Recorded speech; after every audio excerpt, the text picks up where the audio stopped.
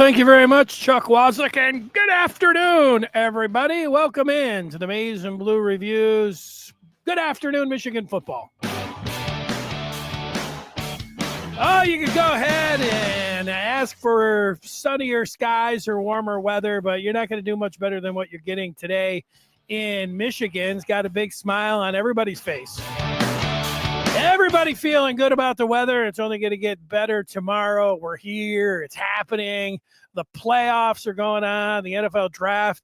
The Michigan spring game, a little bit strange situation this year, and that it's already taken place. But 90% of the folks that would tune into a podcast like this one right here probably haven't watched the Michigan spring game, because you had to be there live, and then it'll debut this Sunday, and then we'll go back over it all again. So it's, from that standpoint, I like it. It's given more content for all of us to sink our teeth into and talk about, and I think that's a pretty good thing. So today, with the spring game in the rearview mirror, a lot of folks talking about the team, and I've looked at the various position groups, the entire roster, the schedule, the coaches, and I will discuss whether I am confident in those particular things or concerned. Also, we are on the eve of the NFL draft, and everyone knows that. Michigan poised to set a record and the number of players that could be taken in the first round. We'll see if they end up doing that. We'll talk about that a little bit at the end of this broadcast. But if you've grabbed 100 Michigan fans and said, what's up with the team? What do they need if there's the transfer portal when it all shakes out with this team?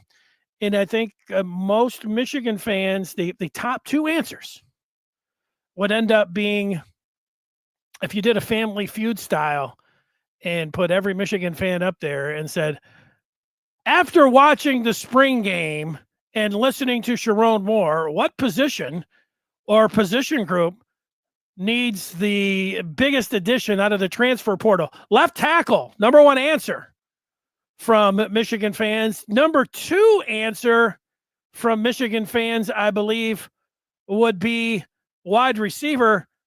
Maybe the correct answer, if we were doing this podcast at this time last week, was the running back position, seeing that Michigan went out and immediately grabbed not one, but two running backs. So that doesn't mean, for sure that that's the biggest need. They were just able to address it and, pick a player or two up.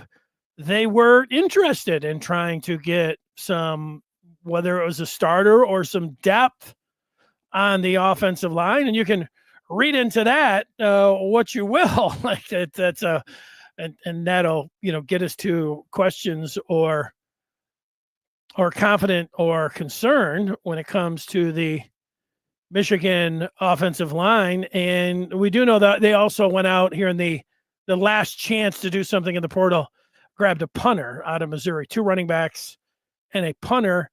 And away we go. I think you have to, think about, and now the era of the transfer portal, what Michigan has done the last, 2 years and how they've gone about it. And sometimes you get a little, you think about last year's quarterback room and said, oh my gosh, they should definitely go out and see if they can add a quarterback, seeing that right now it looks like they got a 17-year-old that's going to start. They've got a seasoned veteran who didn't participate in spring because he was hurt. So that puts a question mark and gives you Jack Tuttle vibes. It does for me. Every situation's different. Every person's different. Every rehab, they didn't have the same injuries, all those kind of things. But not having a guy, even though he's, seasoned vet, not participate, and maybe the possibility of it being a shoulder that was injured while lifting weights, okay, maybe he'd be 100%. But, that would be, if I was on the Family Feud game and they said, what position would you be looking for the most right now? in the transfer portal if you were Sharon Moore? My answer would be quarterback. And not that I think that they would go out there and be able to get one that was going to start in front of a Bryce Underwood, one that would start in front of Mikey Keene. But, after watching Jaden Davis, I know they get Chase Herbstreit coming in, but I like adding as much as I can at that position because you never know. And you got a 17-year-old. Davis doesn't look like he's ready to be a backup quarterback. I got a question mark on the injury status myself of Keene. I also, of course, got the injury question mark with Davis Warren. And then you got Herbstreit. So that's what I would do. And there's something that I'm thinking about adding a quarterback. Now, they have to, they talk about each and every position. And if they do not come away, especially after last year, how they fumbled the quarterback position and it ended up being a disaster. With that just happening, I can't believe that they would be sitting in here saying, let's just ride. Let's take a chance or let's roll. We're good. Whatever they would say. They must feel really good about Keene being able, and I know he was throwing last week. And if there was like a real game this past Saturday, maybe he'd have been able to participate or, be in the mix as a backup or whatever. But that's me. I'm looking in from the outside. Again, most fans automatically say left tackle, got to be left tackle. And this is going to get me to the questions when it comes down to being confident or concerned. I do believe that this Michigan team is going to go as far as this offensive line takes them. Now, you say that with almost every team, and you specifically, when it comes down to Michigan, you almost always say that. You can sit here any year and say the offensive line, Michigan's only going to go as far as the offensive line is going to take them.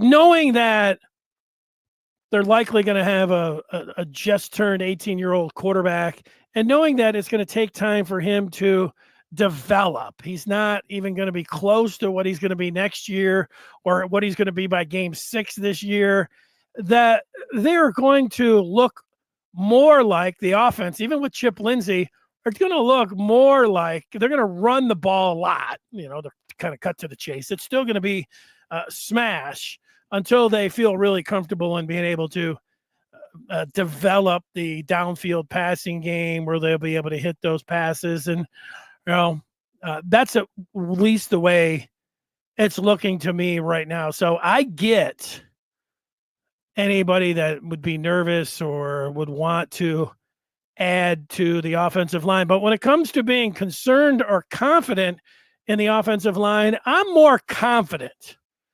And I think you would be too. I think the thing, Sprague, you never hear anybody saying, well, maybe they need a right tackle, because last year during the word behind the scenes is, oh, they really like Sprague. Oh, he's really growing into his body, but he never played here and there until the bowl game. He's got one start and he did a nice job. This is not meant to demean Sprague, but he's got one career start, and yet Link, who started every game last year 11 times at right tackle, and as a redshirt freshman, he was exposed a little bit in the pass game for sure. You saw the deficiencies. You didn't need Pro Football Focus to say that, he had one of the worst grades ever in a game in terms of pass blocking. You could just see it when he dropped back. He was getting beat repeatedly, and his footwork didn't look good. Neither does his hand placement. All of the things that you just have to be an average football fan. You say, ooh, boy, that is not a very good job by the right tackle. However, I feel like if Link didn't start any games last year except the last game, and he played left tackle against Alabama, I think people would be sitting around saying, oh, Link and Sprague, you got the two corner pieces. Now, it would help also if behind the scenes, or even when Sherrone Moore was talking like on Saturday, when he said, hey, there possibly could be a rotation at left tackle, then if they weren't out there in the transfer portal actually looking for some, those are minor things or major, however you look at it. But I do think there's a point too that we all do it. It's the same thing with Underwood. It's like Underwood's going to be the greatest player ever until you get him out there and he has take some lumps, and maybe he'll take some lumps and then people will be down on him. It's just these wild swings. I think people, because you saw Link last year, and hell, he really improved by the end of the year, but in some of those games he was so bad that he should have been benched, and they should have looked like, I think we all felt should have given somebody else an opportunity, but he's got 12 starts under his belt, and that's not a small thing to me. And if I was putting money down, or if one of the gambling services called me and said, what do you think's going to happen at left tackle for Michigan? Is this a big concern? Will it be Link? Will it be one of the transfers like Norton that is also working out there? Maybe they put Link inside. I'd say, no, I think, the odds-on favorite, even if they went out to the transfer portal, is going to be Evan Link. It's just that we have seen him, and that's how we operate. If we had just the fans calling the shots, I think people would rather put Babaloa up there, sight unseen. Freaky traits, get him out there, get him up. Let's see what happens. No, that's not the way I would vote for it. But so confident or concerned in the offensive line, I am confident. And I don't say if Sherrone Moore is worth anything, but Sherrone Moore, an old offensive lineman. Sherrone Moore, an old offensive line coach. Sherrone Moore, the head coach. They named the offensive line trophy after him, the Joe Sherrone Moore Award. And his team has won it 2 out of the last 3 years, 2 out of the last 4 years. And 2 years ago, if they'd have had some late votes, they'd have been in there in the top 5, maybe could have won 3 in a row of the Joe Sherrone Moore Award. So they have to. This Sherrone Moore and Michigan, it has to be the offensive line. It has to be what leads the way for them, because they are going to run the football more. It is the team's identity. And so there you go. Now, I'm not saying that they shouldn't go out there and look for and come up with a left tackle. In 2023, I watched Jim Harbaugh. I thought Michigan had 5, 6. They were all set on the offensive line. I'm over there naming them. They're all set. No, they wanted to get a center, another center. They wanted to get another tackle, and they wanted to get another tackle. They kept doing it. Hinton, Ladarius Henderson, they just kept bringing them in. 7, 8 deep on the offensive line. And guess what? They needed all of them in the end. And so that's a lesson that you think about this year. So you feel good. And there might be, it's a fluid situation with the 105 roster number. It was just last month where it was like, no, this is going to be a hard cap number of 105. And then the NCAA and the rules came in and said, no, you got some guys that are on the team that were walk-ons, and we're going to grandfather this in. That makes me think that you may have a little bit of room on that 105. It's a soft 105 where you could go up to 110. And my point here is if Michigan can add without, it being a hard cap or a hard roster number, and they have the money, and there's players that are available that could compete and help the team, then absolutely I think they should go out there and do it. And about the money part, there's a lot of people saying, well, they just don't have an infinite amount of money. True. But also, they're getting into the revenue sharing and whatever the rules are today about being able to pay the players and going through the collectives or however it works, it's going to change. It's supposed to come up and change soon. And then there might be a cap that's put on it. So While there's no cap and you have roster flexibility with that number, I think Michigan should take advantage. They do have resources in terms of money. And then if you have that flexibility in the roster, make it as big as you can. I'd be all for that. So when it comes down to the offensive line, I'm confident. And when it comes to the wide receiver position, Michigan fans, they want a playmaker. They want a bona fide playmaker. They want a superstar. Sure, everybody wants a superstar.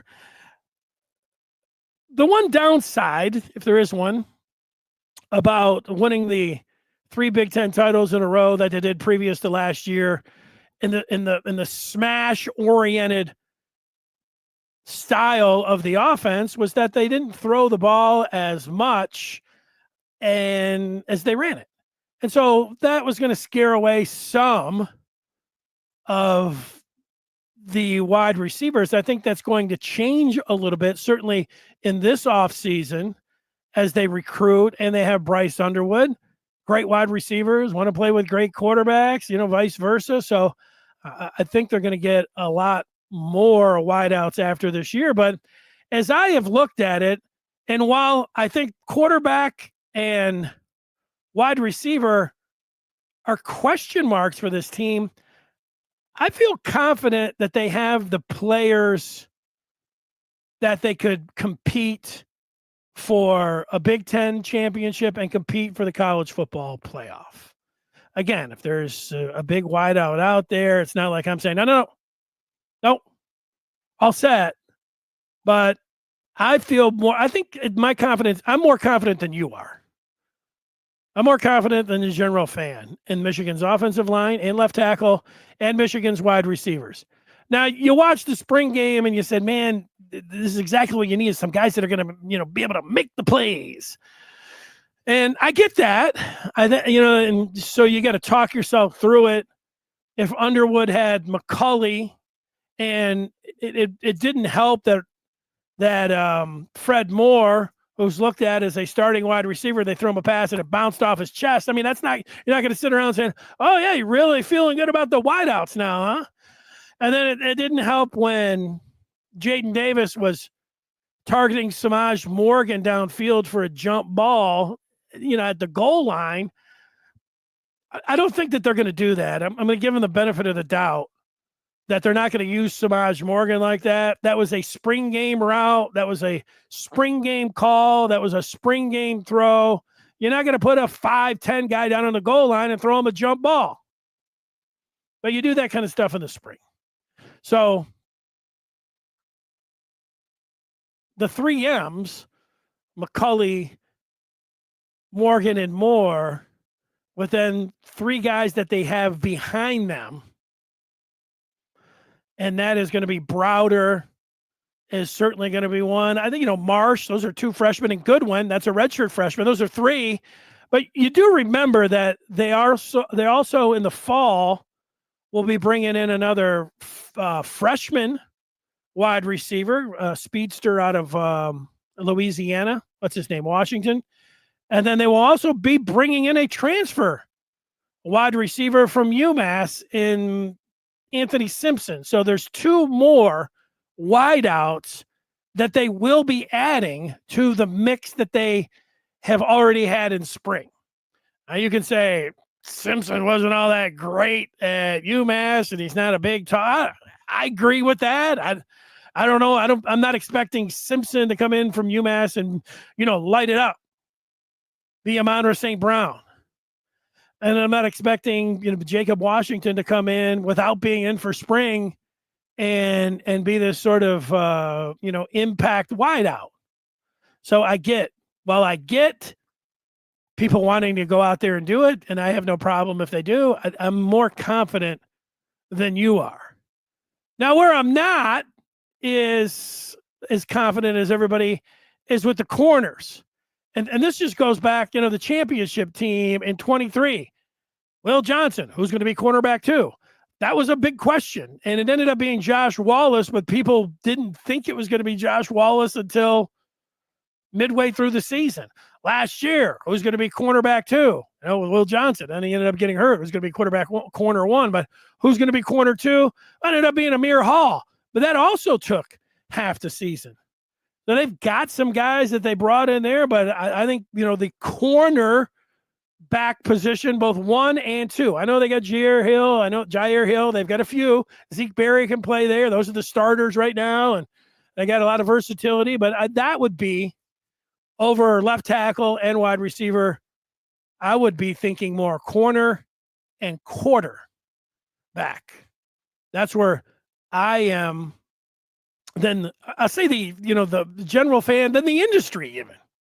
I don't know how many other people are talking like me. I think most other people are like left tackle, wide receiver, and I'm more quarterback, corner when it comes down to it.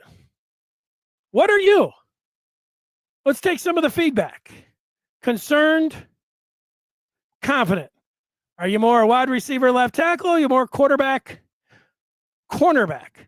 Maybe you're all 4. Bring them all. And there's no problem with that. If they can do it, if they can fit it, make it happen. I wouldn't mind seeing it.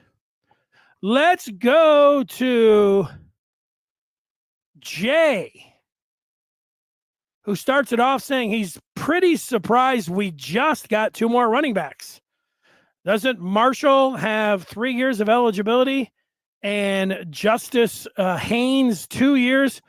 I don't know. Marshall, you're right. I'm not 100% sure what Haynes has left, but I think one of the 2 freshmen that are coming in, I think DJ, there's a lot of talk that there might be an injury that's going to keep him out. And so they needed to address the depth in the running back room. So I think that's why, without that being official and that just being like word on the street kind of talk, I don't have that. But, if I don't say anything, it makes sense that a lot of people are saying that this kid is out and hurt, and then they go ahead and bring in 2 running backs. So, that makes some sense. Ferris, we're going to be getting to the draft, but he's talking about what everybody's talking about when it comes to the NFL draft. That's a Michigan fan. Will the Wolverines get 5 in the first round in Graham, Johnson, Loveland, and Grant? Ferris says he hopes they all go in the first round. And then he also is hoping they all get picked before the first OSU player. I hadn't considered the OSU angle. Yeah, I would hope that too. Graham, I don't know if Graham might be sliding where it looked like he was a lock to be in the top 5. Now, maybe the top 10, maybe the top 15 for Mason Graham. So that's at least some, you get a lot of this, and who knows who's right or who's wrong. Peter Schrager, I saw him in his latest mock draft. He had Graham slipping a little bit. So that's the one thing when it comes down to. Ferris still on the draft, wants to see these guys go to the Lions or at least to one of the Harbaughs. Yeah, I don't have that kind of maybe I have to readjust. I'd never, the Lions now for, 2-3 years, if they're one of the halves. They're one of the teams that you want to say. And so in my life, I've never been like, I want to see a Michigan player go to the Lions. But yeah, sure. I don't know, Harbaugh. I have more of a separation. I think that when these guys graduated, I want them to have success, but I don't care. Mostly, when it's done. If it's an Ohio State player and he's a good player and he goes to the Lions, I will like that player just as much if it was a Michigan player that was taken. Maybe that makes me different than the average fan, but I kind of cut it off mostly. Again, I root for the Michigan players that go to the pros, but I just don't have that kind of, I don't know if it's maniacal or maybe you'd call it loyalty fairs. I think there's more people like you than me that way. I mean, it's just all Michigan, even in the pros. Let's watch the pros as an extension of Michigan, and let's not even care. I mean, we have our teams, but he was the former Michigan coach. He's the brother of a former Michigan coach. I mean, okay. All right. I get it. What's up, Garrison? Garrison loves college football. You got to give it him. He's as far as a love of the game. Put Garrison in your top 10. That's it. And we are going to have to. I'm just throwing all three of the topics out here: confidence, the draft, and what Michigan needs in the portal. But Smash is absolutely correct. Who is talking about the draft? He's talking about the Tigers right now, and then the Pistons in the playoffs. The Pistons are playing Game 3 at the same time that the draft is going on, and the Tigers are they going to be on at the same time? So, yeah, multiple TVs. What's going on? And there you go. Yeah, Mike. Mike thinks they need a right tackle and wide receiver. Johnny Mac Cool handle. Mac Cool says, if we have to rely solely on Bryce, we are in trouble. He's 17 and never felt Big Ten pressure, plus holes on the O-line. I think that this is correct. Although don't get nailed down where even if Bryce is the starter,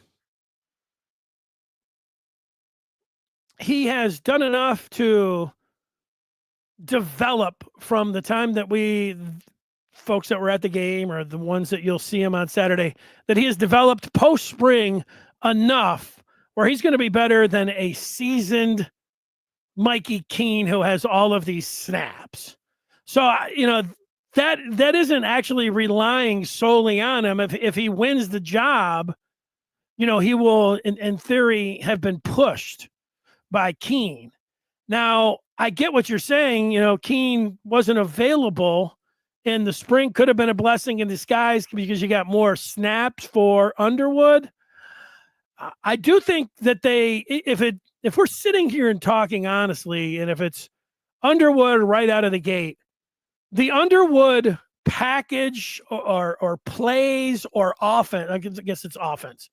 The Underwood offense in the non-conference is not going to be the Underwood offense for the Big Ten, the start of the Big Ten, and then as he develops what they will be able to put on his plate mid-season and by the end of the season, even though the games get tougher, theoretically, as we look at it, whatever you want to say about Nebraska.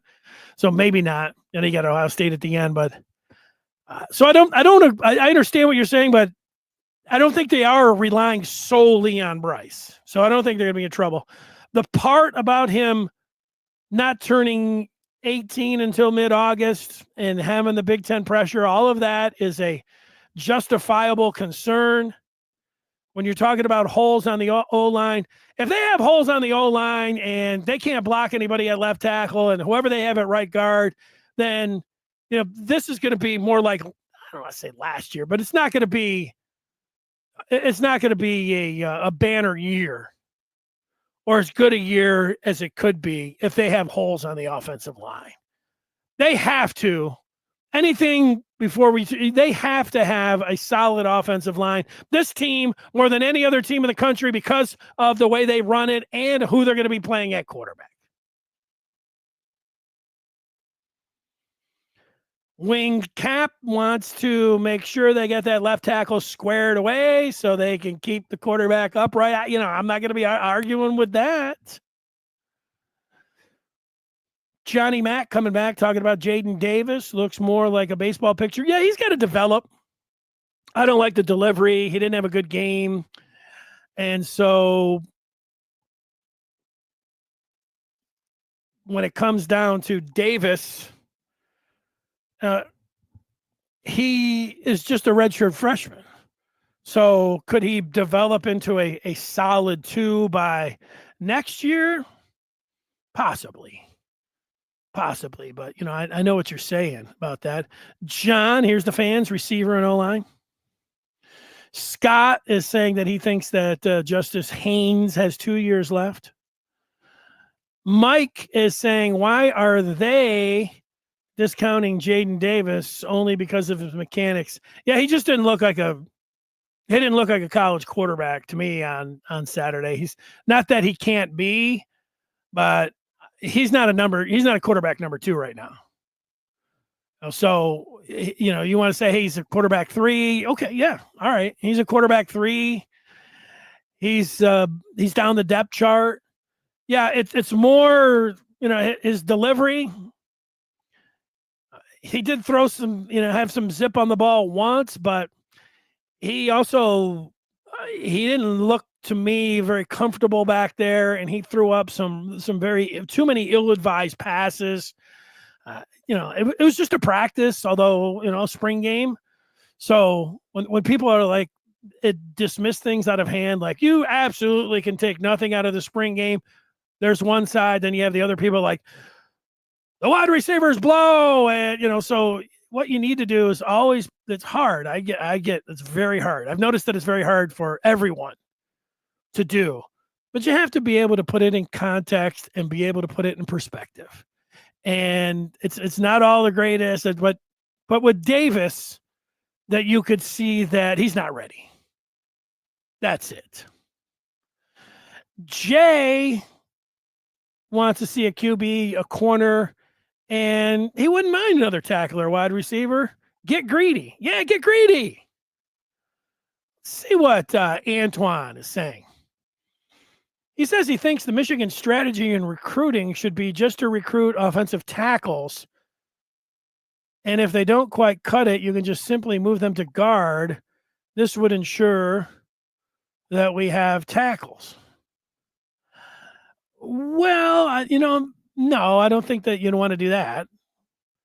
I think interior offensive linemen, they're mostly built 6'4" and down. Whereas your tackles, you're looking 6'5" and up.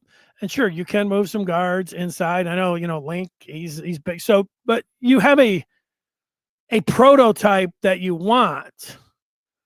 And so that's why you would go about it that way. And a lot of times when you're interior offensive lineman, you're thinking, okay, you could be guard. You could also be center. So while I get what you're saying here, I don't think it's as easy as that. Richard says Michigan seems to target big athletes very well. Big wide receivers, is that what you're talking about? Rookies make mistakes, expect it. AJ's going to weigh in on Bryce Underwood. I haven't seen him weigh in on Bryce Underwood, and here it is for everyone. Listening on the podcast, I'll read it slowly for you. Here's AJ. Not worried about Bryce. Michigan is not a program that throws the ball like that anyway, so it will give him time to ease his way into the game. We're not a quarterback-reliant team. I'm in. I like it. I think you're right. I think this is an important thing to remember. Michigan runs the ball a lot more than other teams, and if Underwood is the guy out of the gate, they're going to have that approach a lot more until he is developed and can get there and when they start taking shots downfield and being able to get the passing game downfield. I'm with you on that. I think that's a good point. Richard's talking about the Lions and what he thinks the Lions' first choice will be. I think it's tough from where they're drafting at the back. For years, Lion fans always looked at the draft as it was their Super Bowl because they never had a shot to play in the Super Bowl. It looked like they never would. They were picking so high. It was every day. They didn't really trust the general manager, so everybody had an idea. Now it's completely different. Brad Holmes could move up. He could move back. If they sit right where they're at, there's at least 4 or 5 pass rushers. I mean, I look at the mock drafts. Kenneth Grant could fall to the Lions and they could take him. I think, everyone around here would think that would be a great pick. I would think that would be a great pick. But then there's, like I said, another 4 or 5 pass rushers that are sitting there. And if Brad Holmes just sits there and says, I'm taking this guy, be like, all right, let's go. He moves up, takes pass rusher from Marshall. All right. He moves back, gets some more picks, and takes pass rusher for good. So I think a pass rusher if they sit right where they're at, but I also think a pass rusher if they move up. I also think a pass rusher if they move back. But I've looked at the 4 or 5 guys there that are looked to go in the 20s, or right around where the Lions towards 30. And I haven't watched any of those guys play. Maybe you've put on the tape and watched these different defensive ends or pass rushers, but I'm going to wait and see what they do there. But I do think pass rusher is going to be the pick. John says he sat right behind Scar at the spring game. He saw what I saw. We're just going to be fine with Bryce. AJ wants a linebacker, and he wants back 7 help. Look at that. Richard wants a linebacker. All right. AJ wants to argue with me a little bit that tackles move to guard all the time. That's true. No, they do. I'm just saying that you don't want to just target tackles. That was my point. Because you want you're going to get an interior offensive lineman. You don't want a bunch of 6'7", 6'8". I wouldn't think guards, but that's it. Jay, we need Bryce to complete the easier, shorter 5 to 10 yard passes. From what I saw at the spring game, that's not a problem. Very accurate and a scary, fast release within that distance. Yeah. The short passing game that Bryce featured on Saturday, he gets an A. And yeah, he can really fire it. The ball comes out quick. He's got a picture perfect delivery. He looked fabulous that way. The ball comes out. It's just, it's really something the way that he throws. The other passes, I'm not sure about, below average passes or anything. He just didn't connect on any of them, but he also just had the one that he threw late over the middle that got picked, which is bad. But overall, he made, I think when people watch him on Sunday, they'll see him peppering the short game, and then they'll see him making all the different throws, just not connecting on any of them. And besides the pick and a couple false starts and a couple underwhelming series, I mean, it was okay. It was okay. I know people want to shoot too high or go too low on what you saw from Underwood on Saturday. And he tried a lot of high degree of difficulty throws and didn't connect on any of them, but he did a nice job in the short passing game. And, he's going to learn a lot from where he was at on Sunday. I know a lot of people don't like to hear that. A lot of it sounds like cliche coach stuff, but that stuff's true. I didn't sit around thinking, oh my God, this is, oh, woohoo, man. It was just like, it was probably what we should have expected from him when it came down to that. So there you go. Scott is talking about how the Lions have drafted pretty well the past 2 seasons. Since Brad Holmes has taken over, I don't think there's been another general manager in NFL history that's drafted as well as Brad Holmes. I mean, this guy's, what do they say? He's on a heater. Brad Holmes has been great. Brad Holmes has been great in the draft. Brad Holmes has been great in trades. What hasn't Brad Holmes been good at? He's great. He's a great general manager. It's a real pleasure to have him as the general manager of the Lions.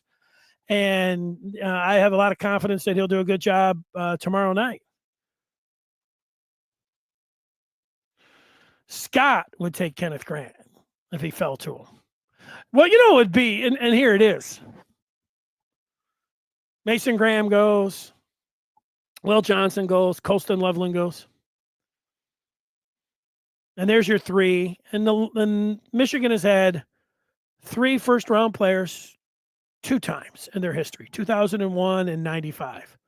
So they would match that. And then Grant falls to the Lions, and they pick him 4 first-round picks in the first round, including KG to the Lions and a record for Michigan.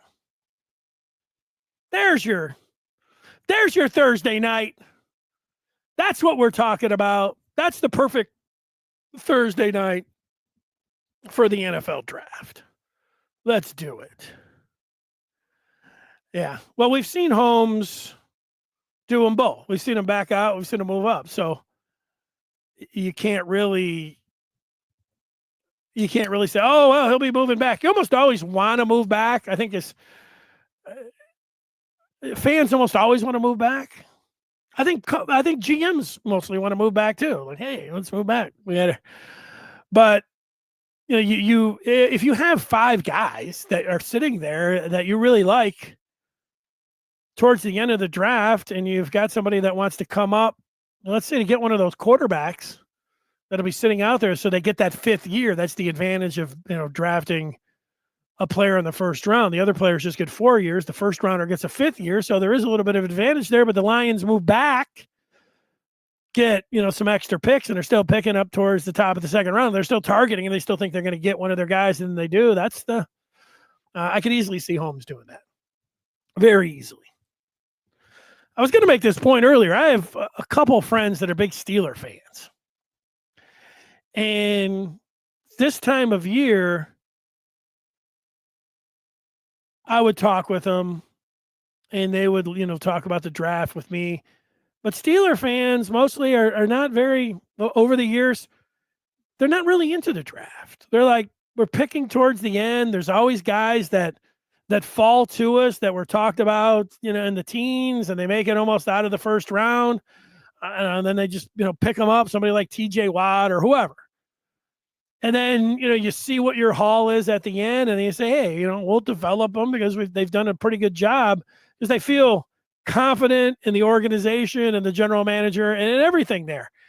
And, they've been one of the model franchises in the NFL, where Lion fans has been the exact opposite. They've been up towards the top, all these players, the general managers have mostly been the worst in the league, and the franchise has mostly been the worst in all of sports. But now it's different. Now they're more like the Steelers, than the Browns or the Lions for the previous 50, 60 years. So it's a real big change, and it's a lot of fun that way.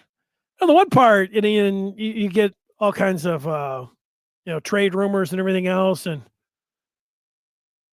and the trade rumor about sending away Jameson Williams, the wide receiver for the Lions. There's a lot of teams interested in making a move for JMO, and that is not something that I would do. Now, I don't want to pay this year or even next year Jameson Williams some big time wide receiver contract, but I also want to keep him on the team, and they need Jameson Williams in this offense to be the best offense in the NFL. The kind of speed that he brings, playmaking ability. No, let's not have him, throw the ball. Let's see if you can rein him in on holding the ball up like a piece of bread when he's running in from the 20, even in the regular season, let alone a playoff game where he's doing that. But I still like him. He's an explosive player, and I am not trading him away. And I don't think the Lions would either. Having said that, if somebody wanted to give me 2 first-round picks, now you're thinking, yeah, okay. So yeah, all of that being said, throw it out the window. Somebody wants to give me 2 first-rounders, but 1, no. Remember, the Lions moved up to get him in the first round and had to wait a year because they knew he was going to be hurt. So, no. And they could put a 5th-year option on him. So, they're in a pretty good spot. Another thing for JMO, the city loves him. The fans love him. And Dan Campbell loves him. Dan Campbell last year stuck his neck out and talked about nobody had, had a better off season. They were in love with him. And obviously he didn't say he was in love with him. They liked his, how he was practicing. Could be a surprise, but he had a pretty good year. And then they trusted him so much, and I would have never have done it, but Ben Johnson trusted him enough to put after he was doing the stupid thing with the ball above his head, and then was twerking on the sideline where he was lucky he didn't get a penalty on that. They still, after those two bizarre moves by Jameson Williams, they still trusted him enough to put the ball in his hands in the biggest spot the franchise has ever been to throw the ball on a trick play. Now, I think I just think I'm more conservative than I like gambling. I like going for it, and a lot of the situations I did not like having a guy who just showed you can't really trust him with the ball or in situations in throwing there. But that got back to Lions fans, and even some I didn't hear many people criticizing him for those two things, but I think they did criticize him for throwing the ball. But let's see. That's it. All right. There it is. So what I would like to, if you missed the show on Monday, I wanted to tell you about the Maize and Blue review of what's new. What is new is that the recruiting department is beefed up. I thought that I got all the good information and felt up to speed on Michigan football recruiting. And then they went out, the Maize and Blue review, and got a 5-star recruiting analyst. And he has come in and he has acted like a 5-star recruiting analyst, and he pumps recruiting information constantly. He's churning it out, and to the delight of recruiting fans. And one thing, if you're a Michigan football recruiting fan, you can never get enough recruiting information. That's what I'm learning this over there. You can say, here, these are the key things. No, we want more. Here's all no, we want more. There's always, and what the new 5-star from what I've found of the Maize and Blue review is that he understands the part where you can never put enough Michigan football recruiting information out there. You can just keep firing and throwing it out there, and more and more and more, and the beast that they just want it more all the time, and he delivers. So you like that? You like that? Well, join the Maize and Blue review today. You can do that. Get instant access by going to michigan.rivals.com. So there you go. I'll take a couple last of you. If you got some feedback, I see we've got 2 that come from Ferris. He's trusting the Lions front office. And I agree with him on that. He says if they need to use JMO to move up and get Will Johnson, I'm all for that. Yeah, I'm not.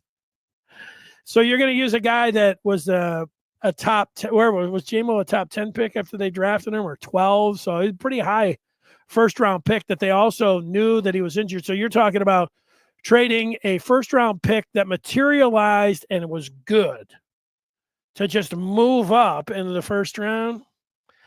I'm going to say no on that, Ferris. I'm sorry. Again, everybody's got their price. You're talking about 2 first-rounders. Now you're thinking, hey, I could grab a wideout. And then I could also, a first-round wideout. And then I could also go out and, get a 2 pass rushers. So everybody's got a price, almost seemingly, when it comes down to it. So that's going to do it. Thanks so much for joining us. The party continues over on the Maize and Blue Review. The Den, it's a posting board of like-minded Michigan fans who debate if Michigan should be out there getting a wide receiver, a left tackle, a corner, a quarterback, all looking at the depth chart and speculating on every single thing under the sun when it comes to Michigan football, and with a fun approach. So there it is. We'll see you over there.